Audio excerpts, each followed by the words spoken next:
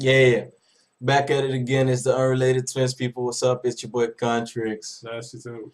Today we're gonna talk about the top 10 monsters on our list. We made this list. It's based upon the monsters we want the most. It's mostly based on RTA, but yeah, you'll notice. And it's based on fire, water, and wind monsters only. We're not doing light and dark, so we'll make a video later on about our top 10 most wanted light and dark monsters. So yeah, let's get it started with number 10, which will be Ritesh. Ritash. There we go. There you so Ritesh is number 10, sorry, because of his kit.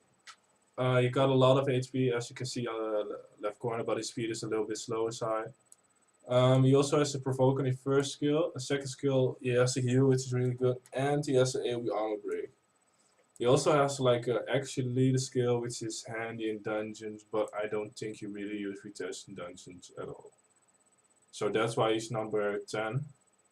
Are we moving on? Yeah, moving on to number 9, Feng Yang, the Wind Panda, right there. Oh shit.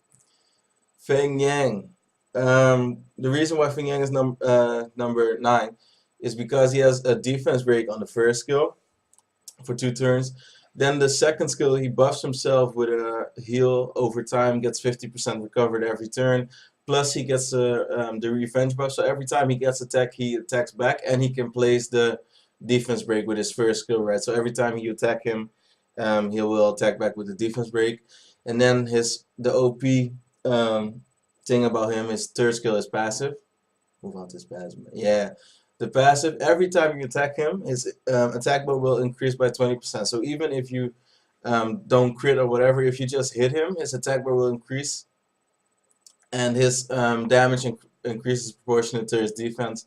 So he is tanky and he will do damage, and he revenges and puts defense break. He's just annoying overall. He heals himself, and you can't hit him because you will increase his attack bar, right? So that's number 9, and he has a leader skill, defense 44% guild battles, which can be pretty handy for wind units, right? Or was it overall?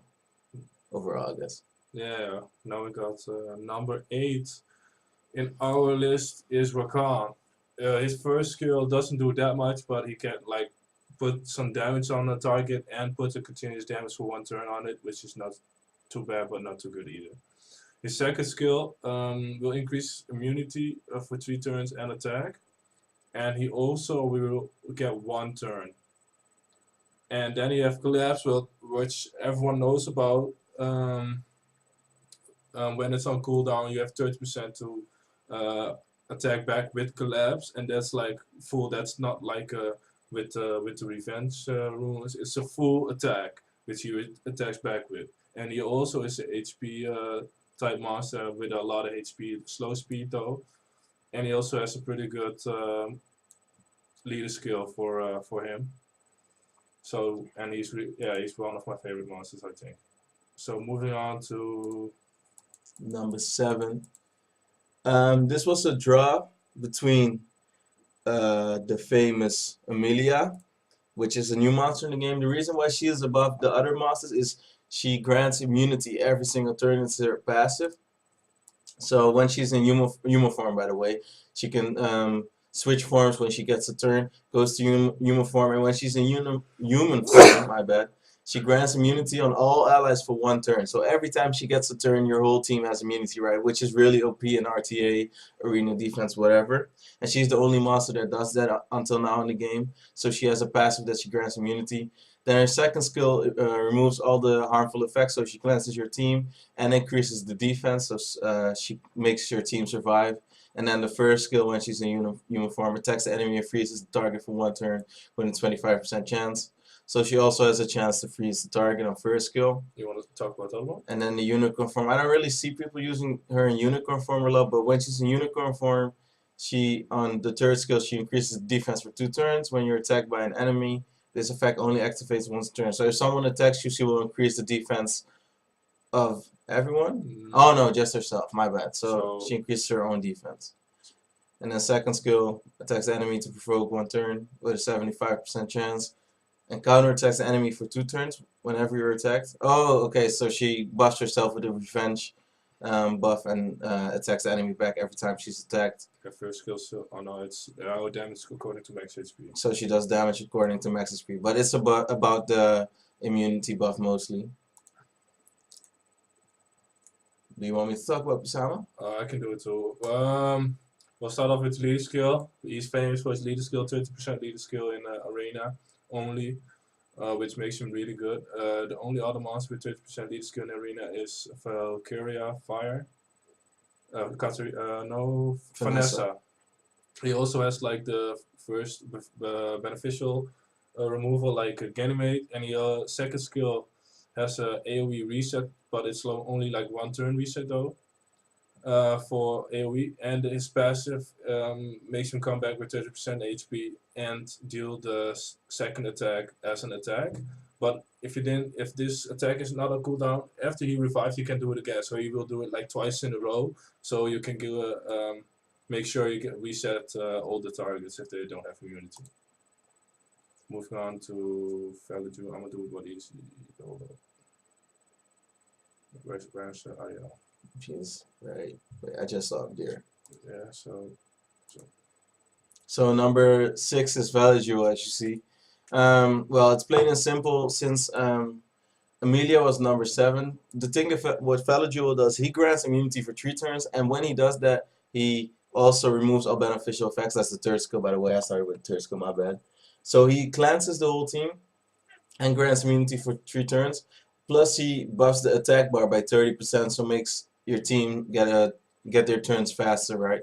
So he cleanses and puts immunity for 3 turns. And if you have him full skill, if I'm correct, he will grant immunity. He will have immunity on himself the whole time. So when he buffs immunity for 3 turns and it's over, he can buff it again. So his second skill, it does damage proportionate to his defense. I've seen Valor Jewels that do a lot of damage, so he's tanky and he can do some damage on the second skill too. Yes, pretty much a lot of HP too, man. Yeah, he has a lot of HP too. And first skill, he has a 75% chance to remove the beneficial effects on another target. So whenever he attacks, he can remove immunity or whatever kind of buff is on there. And then his leader skill is the 50% HP for fire attributes. So that's pretty good too. Moving on. Moving on to Molong. First skill, just like the Wimpan, the armor break, nothing special about it. Second skill, he has like a strip and a stun, right? Remove all. Yeah, he strips and stuns. Yeah, and its attack is according to its max HP, which is a lot, as you can see right here. Really good. And also, he has reckless attack, which he will deal 70% of HP cost. 70% of his own HP, right? As damage? 70% of his HP. If an enemy is below 70%, he basically kills it. Oh, that's okay. I was kind of confused last time. All right, but he will do the damage that he did to himself. So he will also lose 70% of his HP. Yeah, but all the pros use invisibility with him, so he doesn't lose any HP. And like if they have Ganymede, they can like reset him again and do it again. So that's why he's so strong. Can do so much damage. Also pretty good leader skill. And yeah, that's it. A lot of HP, slow speed though, but really good. Number 4, Fire Monster. My favorite Fire Monster, one of. Perna. Well, Perna basically speaks for herself.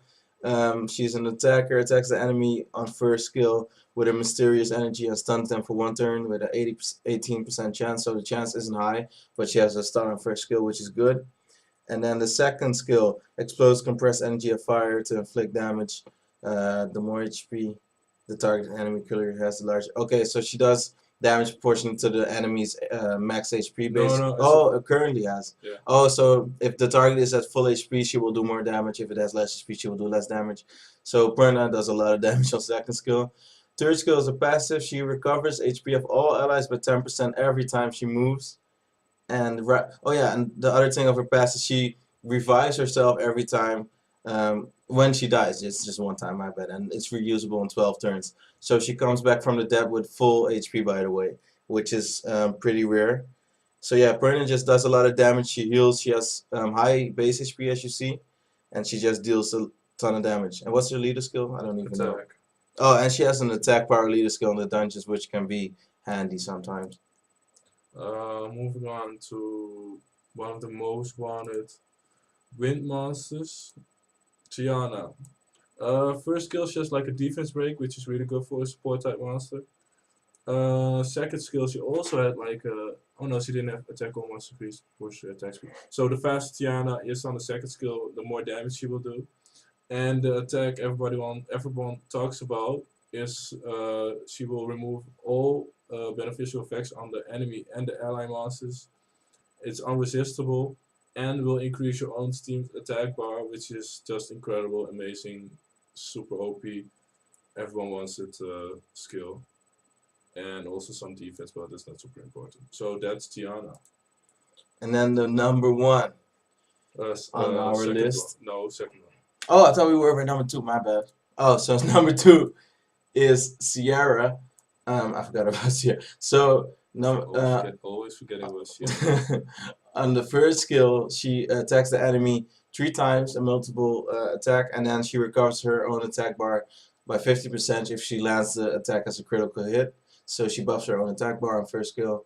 Second skill, she places a bomb plus she places 1 dot continuous damage. And yeah, that's pretty much it. The bombs ignore defense. If you know bombs, you know what it is. And then on the third skill, she's the only monster together with the fire pirate captain, which no one uses, that can detonate bombs. And she's the only one that places bombs and detonates them. So that's why she's so OP. She detonates the bomb. But she's also the only one that can detonate all of them, right? Oh yeah, that's correct. And what I forgot about the second skill. After she places the bomb, she always instantly gets another turn. So it's a built-in violent proc, right? Then plus she detonates it, and her first skill buffs her own attack bar, so she gets another turn. And her leader skill is 24% speed. So everywhere, arena, dungeon. So yeah, Sierra is just an OP nuker. Okay, the last one to wrap it up. My most hated monster. I'm so happy they nerfed him. Right here. No, it's not Kusama. It's Ganymede. So they nerfed him second skill, but let's talk about first skill. It removes beneficial effects. It hits 2 times. His second skill will take off cooldown 1 monster. Like if he got reset, all his skills will be available. Does it do anything? Oh yeah, you can't do it on yourself. So they nerfed it that you can't do it on yourself anymore. And his third skill will put an enemy monster on max cooldown and will AoE reset. The max cooldown is not resistible, but the AoE reset of the attack bar is.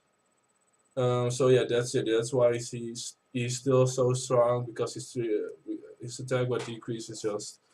So even if someone is on immunity, by the way, he still puts them on max cooldown. So yeah, like it's insane.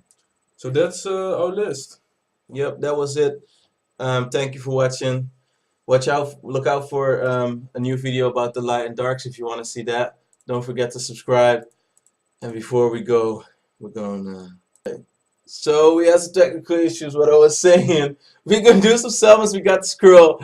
Pop it, man. Get it? Yeah. Okay, let me buy it first then. Buy it, man. Enough. Oh, you got some mana nowadays. Yeah, man. You got more than 20 life, crystals. Life been good to me. Yeah. Lately, so I'll be popping them. It's been going good. So we pop it light. Didn't know we ain't. This is the end of the video. Are you listening?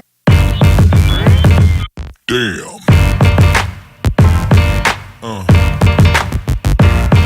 Yeah.